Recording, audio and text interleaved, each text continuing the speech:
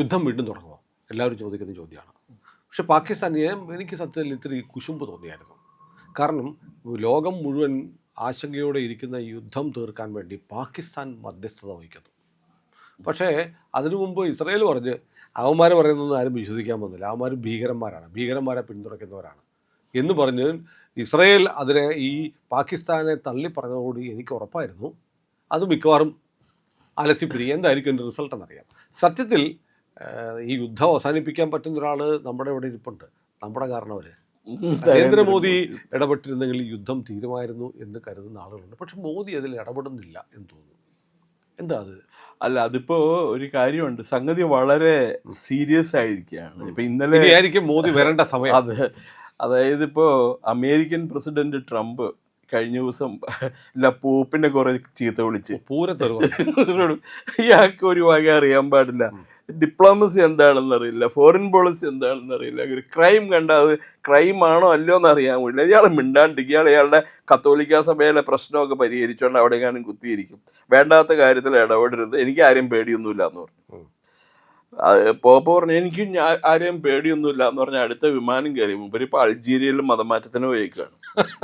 അയാളുടെ പ്രധാന പരിപാടി, അയാൾ ഇവാഞ്ചലിസ്റ്റ് ആണല്ലോ, അയാൾ ഇങ്ങനെ മതം മാറ്റുന്ന പെറുവിനെ മൊത്തം മറ്റേ കത്തോലിക്ക സമുദായത്തിലേക്ക് കൊണ്ടുവന്ന അദ്ദേഹം അല്ലേ. പക്ഷേ ഈ ട്രംപ് കാത്തലിക് അല്ല, അദ്ദേഹം കാത്തലിക് അല്ല, അദ്ദേഹം പ്രസ്ബിറ്റേറിയൻ ചർച്ചിന്റെ ആളാണ്. പക്ഷെ എന്ന് വെച്ചിട്ടുണ്ടെങ്കിൽ പള്ളി പോയി കുരിശ് വരയ്ക്കാറെന്ന് മാത്രമേ ഉള്ളൂ, വേറെ കാര്യമൊന്നും കീഴിലല്ല. നോ പ്രസ്ബിറ്റേറിയൻ ചർച്ച് വേറെയാണ്. ഇയാളുടെ അമ്മ സ്കോട്ടിഷ് ഒറിജിൻ ആണല്ലോ, ഈ നമ്മുടെ ട്രംപിന്റെ അമ്മ. അല്ല, യു എസിൽ കാത്തലിക്സിന് വലിയ റോളില്ല അല്ലേ? ഇയാള് കാത്തലിക് ആണെന്ന് മാത്രമേ ഉള്ളൂ പോപ്പേ. പിന്നെ നമ്മുടെ കാത്തലിക് പ്രസിഡന്റ് എന്ന് പറഞ്ഞപ്പോൾ ജോൺ എഫ് കെന്നഡി കാത്തലിക് ആയിരുന്നു, നിക്സൺ കാത്തലിക് ആയിരുന്നു, ബാക്കിയും കൂടുതലും ബുഷൊക്കെ മറ്റേ ഇവാഞ്ചലിസ്റ്റ് ബോൺ അഗെയിൻ ക്രിസ്ത്യൻ ആണ്. എന്തൊക്കെയാ അല്ല, ഇപ്പൊ തന്നെ ഈ യുദ്ധം തുടങ്ങുന്നതിന് മുമ്പ് ഇവാഞ്ചലിസ്റ്റുകളെല്ലാം വന്ന് ട്രംപിന്റെ തോളിലും തലയിലും ഒക്കെ കൈവച്ച് പ്രാർത്ഥിക്കുന്ന ഒരു ചിത്രം. മറ്റേ ഇതിന് എന്താ ഇവര് ഇവാഞ്ചലിസ്റ്റുകൾ ഒന്ന് അദ്ദേഹത്തിന്റെ രണ്ടാമത്തെ തവണ അദ്ദേഹം അധികാരം ഏറ്റെടുത്തപ്പോ അദ്ദേഹത്തിനെ അനുഗ്രഹിക്കാനൊക്കെ ഒന്നുമില്ല, ബൈബിളൊക്കെ വായിക്കുമല്ലോ. ഇവിടെ മോദി വന്ന് അധികാരം ഏറ്റെടുത്തപ്പോഴത്തേക്ക് ഇതുപോലെ വല്ല സന്യാസിയും വന്ന് ഒഫീഷ്യൽ ഓവൽ ഓഫീസിൽ വന്നതുപോലെ പ്രധാനമന്ത്രിയുടെ ഓഫീസിൽ വന്ന് അനുഗ്രഹിക്കുകയെല്ലാം ചെയ്തിരുന്നു. ഇവിടുത്തെ ഈ പറഞ്ഞ ഈ മതേതരവാദികൾ മാത്രമല്ല, ഈ മാർപ്പാപ്പ അല്ലെങ്കിൽ ട്രംപിനെ അനുഗ്രഹിച്ചത് നന്നായി എന്ന് പറയുന്ന ഒരു ക്രിസ്ത്യൻ വിഭാഗത്തിലെ ഒരു വിഭാഗം കൂടെ ചാടിയനെ, ഹിന്ദു വിരുദ്ധരായ ക്രിസ്ത്യൻ. അങ്ങനെയുണ്ട്, ഇവിടെയുണ്ട് ഹിന്ദു വിരുദ്ധരായ ക്രിസ്ത്യാനികൾ. ഈ പറഞ്ഞ പാലയിലെ മറ്റേ ചങ്ങാതിക്ക് ഉണ്ടല്ലേ ഇന്നാൾ കഴിഞ്ഞ ദിവസം എന്താണ് പറഞ്ഞ ബിഷപ്പ് നേരം വിളിച്ച 4 മണിക്ക് മറ്റേ മടത്തിൽ വിളിച്ചു പറഞ്ഞ് എടി കാഞ്ഞിരപ്പള്ളി അയാൾ വിളിച്ചു പറഞ്ഞ് കന്യാസ്ത്രീകൾ എടി നീ മറിയാമെന്നെ അവിടെ പോകുമ്പോൾ UDF വോട്ട് ചെയ്യാൻ പാടുള്ളൂ കേട്ടോ, കോൺഗ്രസിനെ വോട്ട് ചെയ്യുള്ളൂ, BJP വോട്ട് ചെയ്തിട്ടോടി എന്ന് പറഞ്ഞു. അത് പറഞ്ഞു അയാള്. അങ്ങനെയല്ലേ PC ജോർജ് അറിഞ്ഞ ജോർജിനെ കുറ്റം പറയാൻ പറ്റില്ല. ജോർജ് അത്ര ആണെങ്കിൽ ഒരു കാര്യം, ഈ ബിഷപ്പിന്റെ എത്രയോ കാര്യങ്ങൾ അന്വേഷിക്കാനുണ്ട്, അവിടെ ജോലി ചെയ്യുന്ന പെണ്ണുങ്ങളുണ്ട്, അത് അവരുടെ കാര്യങ്ങൾ അന്വേഷിക്കാം, അതൊക്കെ എത്രയോ കാര്യമുണ്ട്. ഇയാൾ 4 മണിക്ക് എഴുന്നേറ്റ് മഠത്തിലേക്ക് ഫോൺ ചെയ്യേണ്ട വല്ല ആവശ്യമുണ്ട്? അല്ല, എല്ലാ ക്രിസ്ത്യാനികളും അങ്ങനൊന്നും അല്ല. ക്രിസ്ത്യാനികളിൽ ചെറിയ വിഭാഗം. അയ്യോ, ഇത് ഭയങ്കര വലിയ ക്യാൻസർ എവിടെ ബാധിച്ചോ സുനിൽ, ഒരു കാര്യം പറയാം, ഇറ്റ് ഇസ് ഡേഞ്ചറസ്. ഈ വർഗത്തിന്, അത് ഈ ബിഷപ്പ് പിന്നെ അനോഫിലിസ് ക്യൂളിക്സ് തിരുമേനിമാര്, ഞാൻ അവരെ അങ്ങനെ വിളിക്കുക, അല്ല പേര് കേട്ടിട്ടല്ലേ, തോമസ് മാർ അത്തനാസിയോസ് കൂറിലോസ് മാർ കീറിലോസ് എന്നൊക്കെ പറഞ്ഞുകൊണ്ട് ചിലര് CPM കാർഡ് ഹോൾഡിംഗ് മെമ്പേഴ്സ്. അല്ല, നമ്മളിപ്പോ പറയണ ഇപ്പൊ ഒരു മലയാളിയായ മാധ്യമ പ്രവർത്തകൻ രഞ്ജിത്ത് ഗോപാലകൃഷ്ണൻ ബഹ്റൈനിൽ നിന്ന് മെസ്സേജ് അയച്ചിരിക്കുന്നുണ്ട്. അതായത് ഇന്ന് ഈ പശ്ചിമേഷ്യൻ പ്രശ്നത്തിന് പരിഹാരം സൃഷ്ടിക്കാൻ കഴിവുള്ള ഒരേ ഒരാളേ ഉള്ളൂ, അത് നരേന്ദ്രമോദിയാണ്. നരേന്ദ്രമോദി വിചാരിച്ചാൽ റഷ്യയെയും അമേരിക്കയെയും ചൈനയെയും ഇസ്രായേലിനെയും ഇറാനിനെയും ഒരു മേശപ്പുറത്ത് കൊണ്ടുവരാൻ പറ്റും, ഒരു മേശയ്ക്ക് ചുറ്റും കൊണ്ടുവരാൻ സാധിക്കും. ഇപ്പൊ ഈ ഗൾഫ് സ്ട്രൈറ്റ് ഓഫ് ഹോർമുസ് ഉണ്ട്, അതുവഴി വരുന്ന ഇന്ത്യൻ കപ്പലുകളൊന്നും ടോള് മേടിക്കാതെ അവരെ കടത്തി വിടണേ. ഇത് വിദേശകാര്യമന്ത്രി, ഇറാനിയൻ വിദേശകാര്യമന്ത്രി അരിഗാച്ചി, അയാൾ എപ്പോഴും ജയശങ്കറിനെ വിളിച്ച് സംസാരിക്കും. ജയശങ്കർ ഇപ്പോഴും പശ്ചിമേഷ്യയിലെ മറ്റ് രാജ്യങ്ങളൊക്കെ ആയിട്ട് സംസാരിച്ചുകൊണ്ടിരിക്കുക, അതേ യാത്രയിലാണ്, പലരുമായിട്ട് സംസാരിക്കുക, പ്രശ്നം പരിഹരിക്കാൻ നോക്കുക. അപ്പൊ നോക്കുമ്പോൾ Narendra Modi is the ideal person ഈ പ്രശ്നം പരിഹരിക്കാനായിട്ട്. അതിന് ഈ രഞ്ജിത്ത് പറയുന്ന ഒരു കാര്യമുണ്ട്. ഇരു കൂട്ടരും എന്താ പറയുക, വിട്ടുവീഴ്ച ചെയ്യേണ്ടി വരും. വിട്ടുവീഴ്ച ചെയ്യണം എന്ന് പറഞ്ഞാൽ നടക്കാൻ പറ്റാത്ത കാര്യങ്ങളൊന്നുമല്ല. ഈ സമാധാനം സ്ഥാപിക്കണം എന്നുണ്ടെങ്കിൽ ഇറാൻ അവരുടെ യുറേനിയം എൻറിച്ച്മെന്റ് പദ്ധതികൾ, അണവായുധം ഉണ്ടാക്കുന്ന പദ്ധതി അവസാനിപ്പിച്ചേ പറ്റുള്ളൂ. എന്നേക്കുമായിട്ട് അണ്വായുധം നേടാനുള്ള ശ്രമം അവർ അവസാനിപ്പിക്കണം.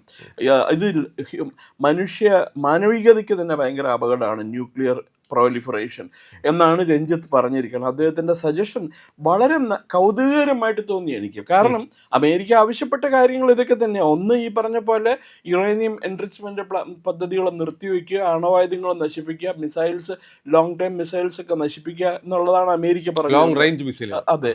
അതുപോലെ തന്നെ ഈ ഇസ്രായേലിനെയും അമേരിക്കയെയും ഭൂമുഖത്ത് തന്നെ തുടച്ചു നീക്കും എന്നുള്ള മുദ്രാവാക്യമൊക്കെ അത് ഇറാൻ അവസാനിപ്പിക്കണം. കാരണം ഇതൊക്കെ കാടത്തമാണ്. അല്ല, അത് പറഞ്ഞത് കൊണ്ടാണ് അമേരിക്കയ്ക്ക് പറയേണ്ടി വന്ന് ഇറാനിയൻ സിവിലൈസേഷനെ നശിപ്പിക്കേണ്ടി വരുന്നത്. അതെ, അത്രമാത്രം. ആരാണ് സഹിക്കുക അങ്ങനെ പറഞ്ഞുകൊണ്ടിരുന്നത്? Death to Israel, death to USA. ഞങ്ങൾ ഭൂമുഖത്ത് നിന്ന് അമേരിക്കനെ തുടച്ചു നീക്കുന്നൊക്കെ പറഞ്ഞു കഴിഞ്ഞു. അതായത് എതിരാളികളെ ഉന്മൂലനം ചെയ്യാൻ നമ്മുടെ CPIMകാർ ചെയ്യുന്ന പോലെ. പിണറായി വിജയനാ പണ്ട് പറഞ്ഞു RSSകാരെയൊക്കെ കൊന്ന് ചാക്കും കിട്ടുന്നകത്താക്കി ഉപ്പ് നിറച്ച് കുഴിച്ചിട്ടാൽ മതി, പിന്നെ പൊടി പോലും ഉണ്ടാവില്ല എന്ന്. പക്ഷെ അതിൽ നിന്നൊക്കെ ഇലക്ഷന്റെ സമയത്ത് നോക്കിയപ്പോൾ പിണറായിയുടെ മുഖത്ത് അതൊന്നും കാണാനില്ല, ആ രൗദ്രഭാവം ഒന്നും കാണാനുണ്ടായിരുന്നില്ല. അപ്പോൾ അത് രഞ്ജിത്ത് പറഞ്ഞ ഒരു കാര്യം, ഈ 2-3 കാര്യങ്ങൾ വളരെ ഗൗരവമായിട്ട് എടുക്കേണ്ടതാണ്. ഒന്ന്, പിന്നെ അദ്ദേഹം പറഞ്ഞു ഈ ഹോർമസ് സ്ട്രെയിറ്റ് തുറന്നു കൊടുക്കണം. അതൊരു ഇന്റർനാഷണൽ നേവിഗേഷൻ ലൈനാണ്, ആരുടെയും സ്വന്തമല്ല. ഐക്യരാഷ്ട്രസഭ അത് സംബന്ധിച്ച് പ്രമേയം പാസ്സാക്കിയിട്ടുണ്ട്. അപ്പൊ അതുവഴി കപ്പലുകൾ കടന്നു പോകാനായിട്ട് അനുമതി നൽകണം. പിന്നെ ഈ മറ്റുള്ളവരും ഇപ്പൊ എന്ന് പറഞ്ഞ it should not be one way traffic. അവർ മാത്രം, ഇറാൻ മാത്രമല്ല ചെയ്യേണ്ടത്, അമേരിക്കയും ഒക്കെ ചെയ്യണം. കാരണം ഈ ഇറാന്റെ പുറത്ത് ഏർപ്പെടുത്തിയിട്ടുള്ള സാങ്ഷൻസ് അവർക്ക് അത് മാറ്റണം. കാരണം അങ്ങനെയാകുമ്പോൾ അവർക്ക് അവരുടെ ഈ ഖനനം ചെയ്യുന്ന എണ്ണ അന്താരാഷ്ട്ര വിപണിയിൽ വിൽക്കാം. അവരുടെ ഏക സോഴ്സ് ഓഫ് ഇൻകം അതാണ്. അങ്ങനെ അവർക്ക് രാജ്യം സാമ്പത്തിക രംഗത്ത് കുറച്ച് മുന്നേറ്റം നേടാൻ പറ്റും. ജനങ്ങളുടെ പ്രശ്നങ്ങളൊക്കെ പരിഹരിക്കാൻ സാധിക്കും. പിന്നെ അതേപോലെ തന്നെ ഇറാനിലെ ഇപ്പോൾ നിർമ്മാണ പ്രവർത്തനങ്ങൾ, റീകൺസ്ട്രക്ഷൻ ഇറാൻ, അതിനെ എല്ലാവരും സഹായിക്കണം. അതിനെ സഹായിക്കാൻ വേണ്ടിയിട്ടാണ് ട്രംപ് മരുമോനെ വിട്ടിട്ടുണ്ടായിരുന്നു, കോഷ്നർ എന്നാണ്. അയാളാണ് അമേരിക്കയിലെ ഏറ്റവും വലിയ റിയൽ എസ്റ്റേറ്റുകാരനാണ്. അമേരിക്ക ബോംബിട്ട് നശിപ്പിക്കുക, മരുമോൻ പോയി റീകൺസ്ട്രക്ഷൻ ചെയ്യുക. റെഡ് ബട്ട്ലർ, ഞാൻ പണ്ടൊരു കഥാപാത്രത്തിനെ പറ്റി പറയും, ഗോൺ വിത്ത് ദി വിൻഡ് എന്ന് പറഞ്ഞ നോവലിലെ ഒരു കഥാപാത്രമുണ്ട്, റെഡ് ബട്ട്ലർ. മൂപ്പരുടെ പരിപാടി ഇതാ, യുദ്ധം ചെയ്യാനും സഹായിക്കും, പിന്നെ യുദ്ധം അവസാനിപ്പിക്കാനും സഹായിക്കും. കാരണം അത് കഴിഞ്ഞാൽ കോൺട്രാക്ട് മുമ്പർക്ക് കിട്ടുമല്ലോ. അപ്പൊ അങ്ങനെ അതും പിന്നെ ഈ 2-3 കാര്യങ്ങൾ രഞ്ജിത്ത് പറഞ്ഞിരിക്കുന്നത് വളരെയധികം ഗൗരവമായിട്ട് എടുക്കേണ്ടതാണ്. വളരെ നല്ല കാര്യങ്ങളാണ് അദ്ദേഹം പറഞ്ഞിരിക്കുന്നത്. അതുപോലെ അദ്ദേഹം വേറൊരു കാര്യം കൂടി പറഞ്ഞിട്ടുണ്ട്. ഈ ഇറാൻ അവരുടെ ചില ഫ്രണ്ടൽ ഓർഗനൈസേഷൻസ് ഉണ്ട്, അവർ സ്പോൺസർ ചെയ്യുന്ന ഓർഗനൈസേഷൻസ് ഉണ്ട്. ഹമാസ്, ഹെസ്ബുള്ള, ഹൂത്തികൾ, ഇവർക്കൊക്കെ എല്ലാ ചെലവും കൊടുക്കണ, ആയുധം കൊടുക്കണ ഇറാൻ. ആ പരിപാടി നിർത്തണം. കാരണം അതൊക്കെ ആ കാലം കഴിഞ്ഞ്, അങ്ങനെയുള്ള പോളിസി കാലഹരണപ്പെട്ട് കഴിഞ്ഞു. ഇപ്പൊ ഇവിടെ ഈ പറഞ്ഞ പോലെ കിട്ടണെടുത്ത് മുഴുവൻ മാർക്സിസ്റ്റുകാർ ആൾക്കാർ അവരുടെ ശത്രുക്കളെ കിട്ടി അപ്പ കൊല്ലും, അല്ലെങ്കിൽ SDP അവരുടെ ശത്രുക്കളെ കിട്ടി അപ്പ കൊല്ലും. ആ കാലമൊക്കെ കഴിഞ്ഞു. അവരൊക്കെ ബാർബേറിയൻസ് ആണ് യഥാർത്ഥത്തിൽ. ആ കാലഘട്ടം കഴിഞ്ഞു. വിട്ടുവീഴ്ച ചെയ്യണം. അമേരിക്ക പറഞ്ഞിരിക്കുന്ന പോലെ ഇവർ അണ്വായുധം ഉണ്ടാക്കാൻ ശ്രമിക്കില്ല. അത് വളരെ പ്രാക്ടിക്കൽ, വളരെ ചിന്തനീയമായിട്ടുള്ളൊരു വിഷയമാണ് അത് സുനിൽ. കാരണം ഇറാനെ സംബന്ധിച്ചിടത്തോളം അണ്വായുധം ഉണ്ടാക്കേണ്ട ആവശ്യം എന്താ? ഇറാൻ ആണവോർജ്ജം ഉണ്ടാക്കേണ്ട ആവശ്യം എന്താ? ക്ലീൻ ആൻഡ് ഗ്രീൻ എനർജിയാണ് അവിടെ ഉള്ളത്. അതേസമയം നാച്ചുറൽ ഗ്യാസ് ഉണ്ട്. ഇപ്പൊ ഉദാഹരണത്തിന് പശ്ചിമേഷ്യയുടെ മറ്റു രാജ്യങ്ങൾക്കൊന്നും ന്യൂക്ലിയർ റിയാക്ടർ ഉണ്ടാക്കാൻ താല്പര്യമില്ല. നമ്മുടെ ഇന്റർനാഷണൽ റിന്യൂവബിൾ എനർജി ഏജൻസിയുടെ ഹെഡ് ക്വാർട്ടേഴ്സ് അബുദാബിയിലാണ്. ഈ മറ്റേ സൗരോർജം, കാറ്റിൽ നിന്ന് വൈദ്യുതി ഉൽപ്പാദിപ്പിക്കൽ, ബയോഗ്യാസ് ഉണ്ടാക്കൽ, ഇതിൻ്റെയൊക്കെ ഹെഡ് ക്വാർട്ടേഴ്സ്, ആ ഏജൻസി ഉണ്ട്, അതിൻ്റെ ഹെഡ് ക്വാർട്ടേഴ്സ് അബുദാബിയിലാണ്. ലോകം മുഴുവൻ ചിന്തിക്കണേ എന്താ, ആഫ്രിക്കയിലെ മരുഭൂമിയിൽ നിന്നും എന്താണ് വൈദ്യുതി ഉൽപ്പാദിപ്പിച്ച് അത് കടലിനക്കരയ്ക്ക് എങ്ങനെയെങ്കിലും മറ്റേ യൂറോപ്പിലേക്കും ഏഷ്യയിലേക്കും കൊണ്ടു കൊടുക്കാനായിട്ടുള്ള സംവിധാനത്തെക്കുറിച്ചാണ് ലോകം ആലോചിക്കുന്നത്. അപ്പോഴാണ് ഇവർ പറയുന്നത് 50 വർഷം പഴക്കമുള്ള റിയാക്ടർ ടെക്നോളജിക്ക് വേണ്ടിയിട്ട് ഇവർ പരക്കം പായണം ഇറാൻ. എന്താവശ്യത്തിന്? അവിടെ ആണെങ്കിൽ വെള്ളത്തിന് ക്ഷാമമാണ്. ആണവ ബോംബ് ഉണ്ടാക്കുക എന്ന് തന്നെയാണ്. അതിനു വേണ്ടിയിട്ടാണ്. അത് ഉണ്ടാക്കരുത്. അവർക്ക് ആണവ ബോംബ് ഉണ്ടാക്കേണ്ട ആവശ്യമില്ല. അവർക്ക് സ്വസ്ഥമായിട്ട് എല്ലാ രാജ്യങ്ങളുമായിട്ട് കഴിഞ്ഞുകൂടാ. ഇന്ത്യക്ക് പാകിസ്ഥാനുള്ള പോലെ ഒരു ഇറിറ്റന്റ് അവർക്കില്ല ഇറാന്.